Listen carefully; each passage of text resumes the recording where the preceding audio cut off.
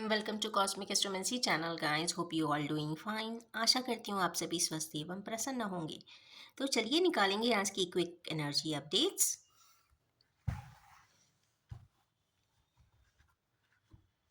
As usual I am going to draw 6 cards.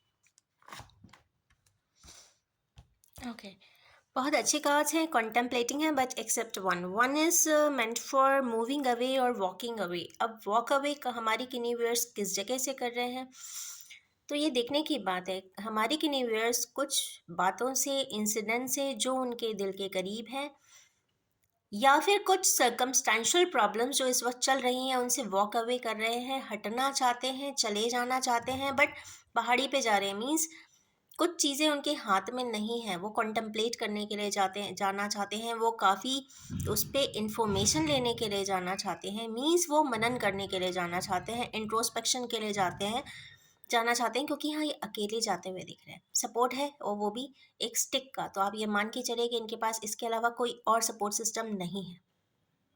देख लेते हैं क्या इनको कोई सपोर्ट कर सकता है, बिकॉज जो एनर्जी रीड आज की डेट में आ रही है वो काफ़ी हैवी दिख रही है मुझे। Let's see. सक्सेस तो देख रहे हैं, पीछे पलट के देख रहे हैं कि उन्होंने जो भी किया था वो काफ़ी सक्सेसफुली तो किया था। 6 का डिजिट है, हो सकता है 6 नंबर इम्पॉर्टेंट है, 6 नंबर का पर्सन, 6 नंबर जिसका बर्थ डेट हो, या फिर 6 डेट ओके फुल मून के आसपास हो सकता है कोई सपोर्टिव इनके लिए स्टैंड कर जाए, ऐसा दिखाई दे रहा है। कोई न्यू पर्सन हो सकता है जो इनको स्टैंडिंग दे, सपोर्टिव बने।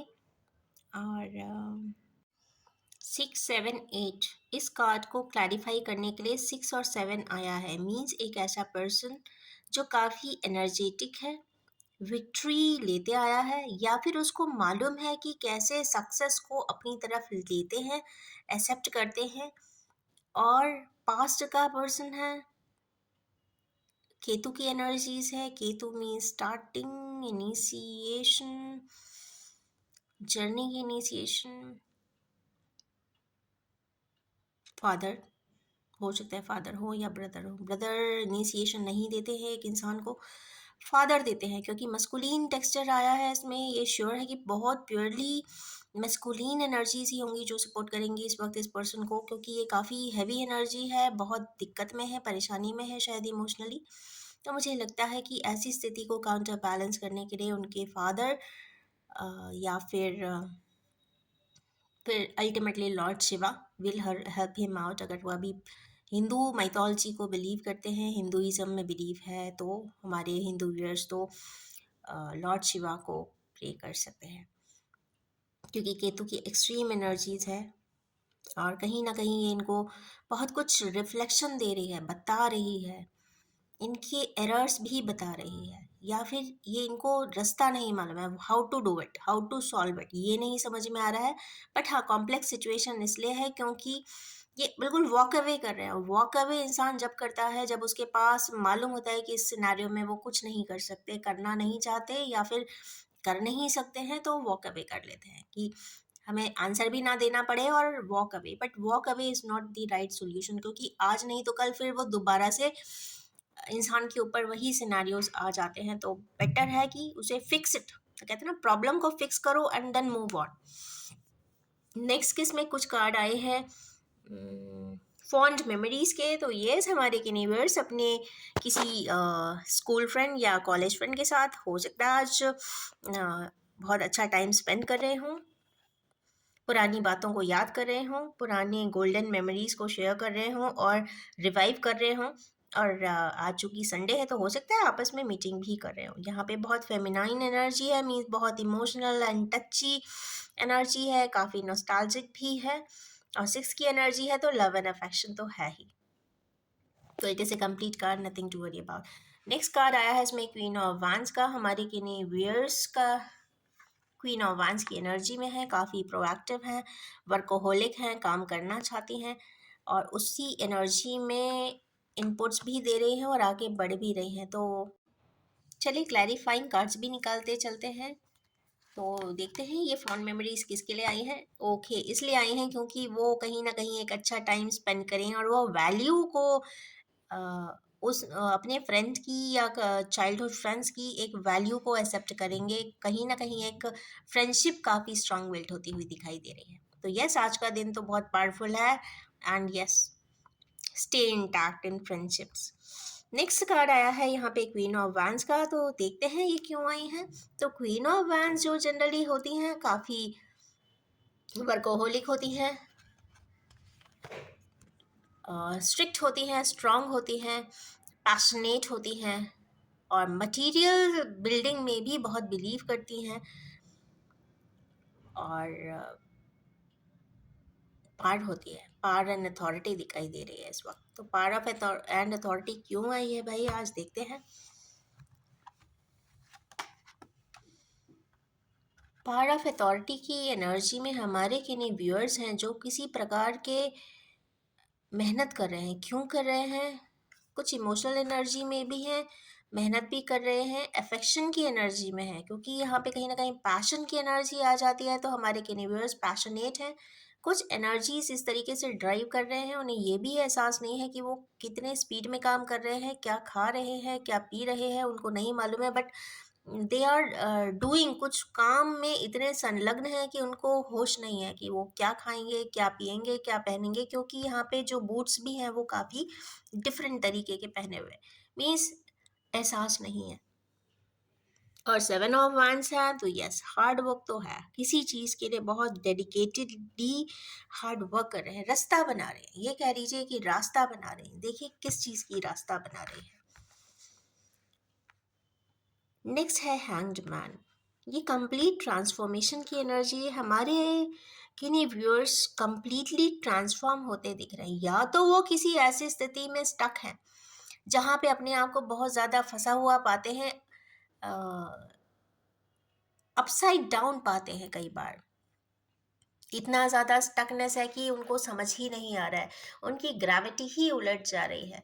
जब ग्रेविटी ही उलटती है तो ये दो ही सर्कमस्टेंसेस होते हैं, या तो इतने ज़्यादा कॉम्प्लेक्स में परेशान है कि उनको रास्ता ही नहीं मालूम है, वो तो बिल्कुल कहते हैं ना, उनका कॉन्फ़िगरेशन ही चेंज हो गया है, या फिर एक मेंटल कॉन्फ़िगरेशन की बात होती है कि उनका माइंड एक्सेस ही बदल जाता है और वो अपने सिनेरियोज को एक बहुत डिफरेंट पर्सपेक्टिव से भी लाइफ को देखने लग जाते हैं।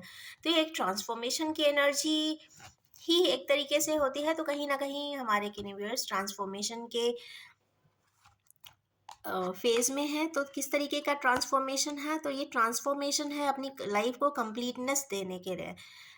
हमारे उन व्यूअर्स के पास बहुत सारी चीज़ें होगी पर फिर भी कंप्लीटनेस नहीं है, तो कंप्लीटनेस देने के लिए उनको हैंग्डमैन की सिचुएशन है, इट मीन्स कॉम्प्लेक्स सिचुएशन है जहाँ से उन्हें निकलने के लिए या तो उन्हें अपने पर्सपेक्टिव चेंज करने की ज़रूरत है या फिर उन्हें किसी प्रकार के डिसीजंस लेने की ज़रूरत है जिससे कि वो आगे अपनी लाइफ को बैलेंस कर सके।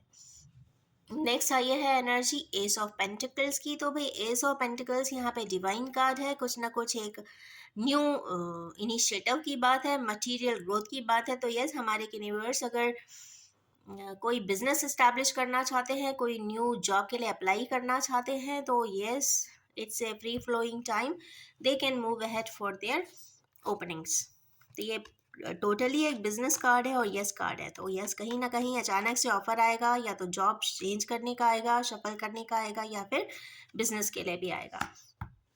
यस, ये भी कार्ड का यहाँ कंफर्म कर रहा है कि हमारे किन्हीं व्यूअर्स का टाइम अप हो चुका है और वो अपने किन्हीं दो तीन प्रपोजल्स में से दो को छोड़ते हुए किसी एक को ज़रूर पिक करेंगे, ये कंफर्म है यहाँ पर।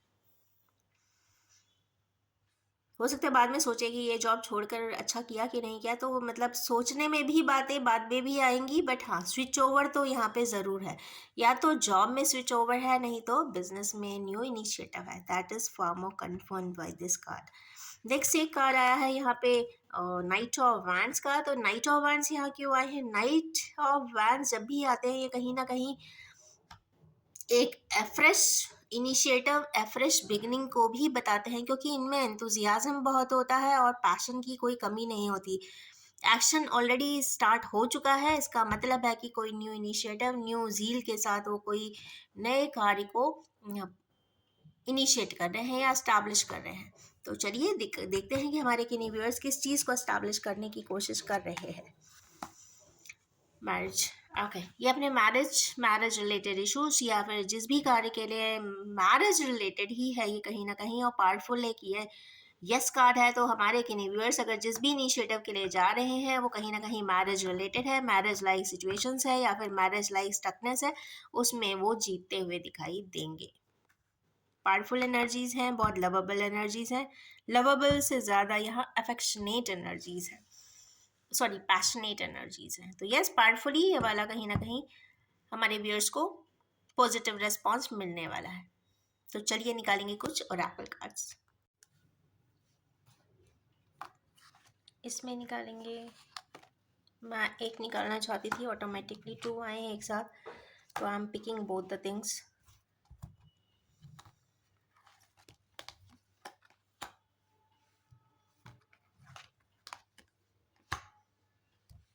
चलिए 2 2 10 आ गए, तो now I am not going to take more, क्योंकि मैं 3 का इंटेंशन था कि मैं सिर्फ 3 कार्ड्स निकालूंगी। तो पहला ही कार्ड यहाँ पे 3 ही आया हुआ है। 3 मीन्स आइसोलेशन। यहाँ पे आइसोलेशन की एनर्जी, हमारे किन्हीं व्यूअर्स इस वक्त काफ़ी आइसोलेटेड महसूस कर रहे हैं, दुखी हैं, मतलब आंखों में आंसू हैं, मतलब सामना जो प्रोजेक्शन कर रखा है वो काफ़ी कोल्ड बिहेवियर है। तो इसका मतलब है कि हमारे किन्हीं व्यूअर्स कहीं न कहीं बिल्कुल दुखी हैं, संतापित हैं, परेशान हैं, कुछ नहीं समझ में आ रहा है और कोल्ड बिहेव कर रहे हैं। वो अपने इमोशंस को भी छुपाने की भरसक प्रयास भी कर रहे हैं, पर जब वो करने के दौरान भी उनके आँखों से उनकी सच्चाई शायद रिफ्लेक्ट भी हो रही है। उनका कोई भी बिहेवियर ये तो नहीं बताएगा कि वो दुखी हैं, परेशान हैं, बट सिर्फ़ उनकी आँखें ही हैं जो यदाकदा उनके आसपास के लोगों को बता देंगी कि वो कितने दुखी हैं, कितने संतापित हैं, कितने ही परेशान हैं और कितना ही कोल्ड बिहेव कर रहे हैं। Coldness is not a very good sign for human behaviour. अगर हम ह्यूमन बिहेवियर्स की बात करते हैं तो it's not a good sign in terms of progression. तो यस, आइसोलेशन, बिकॉज आइसोलेशन की एनर्जीज बहुत ही तकलीफ दे होती है, और आइसोलेशन की एनर्जी में जो पर्सन्स होते हैं उनको एक तो समझना बड़ा मुश्किल होता है, एक तो वो समझा भी नहीं पाते हैं, कोल्डली बिहेव भी करते हैं, उनको कोई समझ नहीं सकता है, और जो समझने की कोशिश भी करता है तो वो उस लेयर तक, उस इंटेंसिटी तक कभी पहुंच भी नहीं पाता है, एक्चुअल बात समझ भी नहीं पाता है, क्योंकि ऐसे लोग कभी बोलते ही नहीं हैं। तो यस, ऐसे लोगों को ऐसे किन्हीं व्यूअर्स या व्यूअर्स के पार्टनर्स अगर हों तो उनको एक इम्पॉर्टेंस देते हुए उनके बिहेवियर को थोड़ा सा चेक करते हुए रहने की हमारे किन्हीं व्यूअर्स के सपोर्टर्स फ्रेंड्स को बहुत ज़रूरत है, स्पेशली रिलेटिव्स को। उसके बाद की एनर्जी है क्रिएटर की, बट ये भी बात सही हो सकती है कि आइसोलेशन की एनर्जी में जाने के बाद वो कहीं ना कहीं कुछ क्रिएट करते हुए दिखाई दे रहे हैं, वो कहीं ना कहीं कुछ विजडम आता हुआ उनको दिखाई ज़रूर दे रहा है, क्योंकि हाँ, येलो कलर की एनर्जीज है, येलो एनर्जीज का मतलब है अबंडेंस है, विजडम है, और सोलर प्लेक्सस की बात है, तो कहीं ना कहीं वो फायर एनर्जी को बैलेंस करते हुए दिख रहे हैं, और उस फायर एनर्जी से जो उनके अंदर इतनी एक्टिवेटेड है, उससे ही वो कुछ एनर्जाइज होते हुए आगे को समझते हुए एक्सपैंड होंगे और प्रोग्रेस भी करेंगे, क्योंकि क्रिएटर की एनर्जी है तो कहीं ना कहीं ये डिवाइनली गाइडेड है, डिवाइन ऑर्डर्स में ही ये चीज़ चल रही है, क्योंकि वो ट्रांसेंड करना चाहते हैं हमारे किन्हीं व्यूअर्स या उनके पार्टनर्स को, और आगे के एलिवेशन तक ले जाना भी चाहते हैं। नेक्स्ट कार्ड इसमें आया है सेपरेशन का, वो भी 10 नंबर का कार्ड है। तो हमारे किन्हीं व्यूअर्स इस वक्त अपने किसी भावनाओं को, परेशानियों को,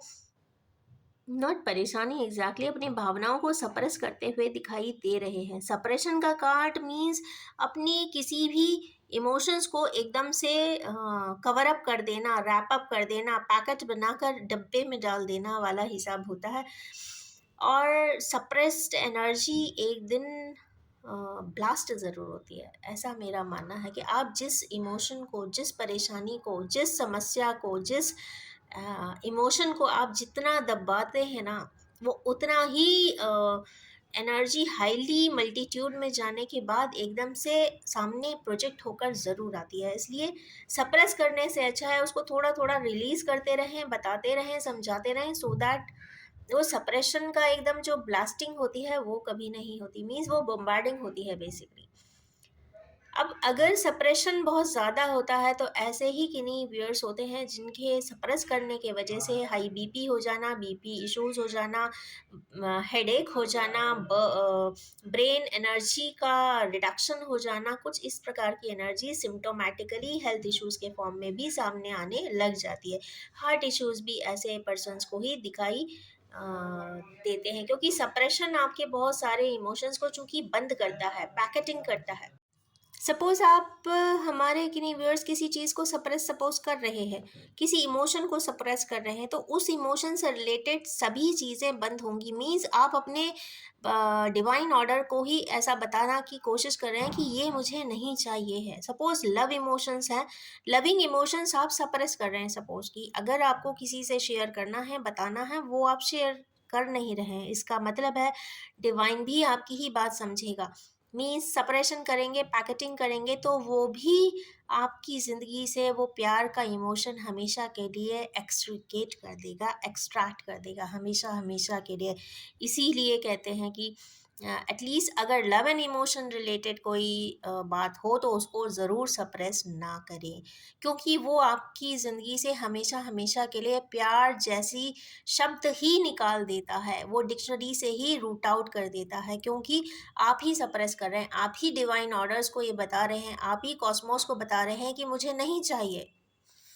तो जैसे ही वो रिफ्लेक्सेस में आता है, एनर्जी सिस्टम में आता है, तो वो चीज़ की कमी ऑटोमेटिकली होने लग जाती है। तो इसीलिए कहते हैं कि सप्रेस ना करें, उसको डाइल्यूट करके, वोलेटाइल करके कॉस्मोस में एनर्जी में रीसेंड कर दें, क्योंकि कर्मास हैं, कर्मास बेयर करने होते हैं। तो one by one, step by step अपने कर्मास धीरे धीरे कंप्लीट कर जाएं, आगे की तरफ बढ़ जाएं। उसके जस्ट बाद आया है 10 नंबर का कार्ड, अगेन आया है हारमनी का है। तो ये तो पक्की बात है कि हमारे यूनिवर्स ये कंफर्म ट्विन फ्लेम की एनर्जी यहाँ पे फिर से आ गई है, तो हार्मोनाइज होते हुए कुछ रिश्ते दिखाई दे रहे हैं। इसमें कोई भी मुझे ऐसा नहीं लगा कि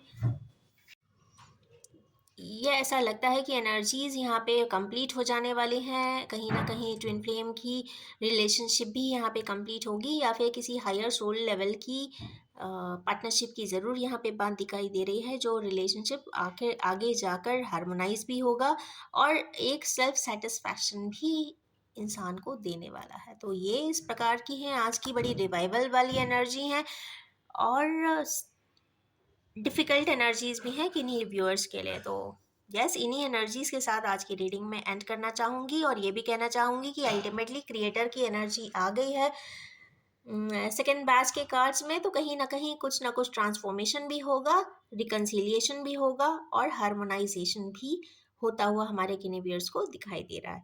इसी के साथ ये भी बताना चाहूँगी कि ये कलेक्टिव जेंडरफी टाइमलेस एंड थॉटफुल रीडिंग है, इसको आप उतना ही एक्सेप्ट करें जो आपसे रेजोनेट होता हो। Wish you all have a most harmonic life ahead. Thank you so much.